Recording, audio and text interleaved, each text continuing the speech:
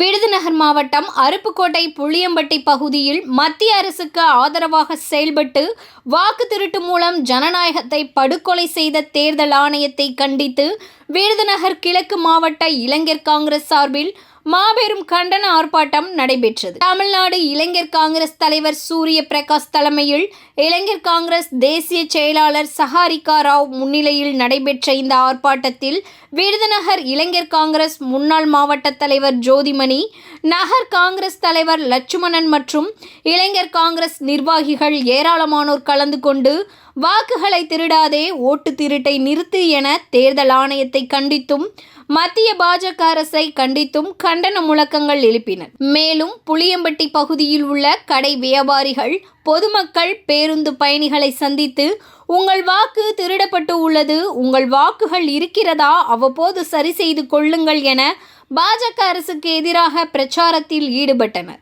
மேலும் கடைகள், பேருந்துகள் மற்றும் ஆட்டோக்களில் ஓட்டு திருட்டை நிறுத்து, என் ஓட்டு என் அதிகாரம் என்ற போஸ்டரை ஒட்டிய பாஜக அரசுக்கு எதிர்ப்பு தெரிவித்தனர். இந்த ஆர்ப்பாட்டத்தில் இளைஞர் காங்கிரஸ் நிர்வாகிகள் ஏராளமானோர் கலந்து கொண்டனர்.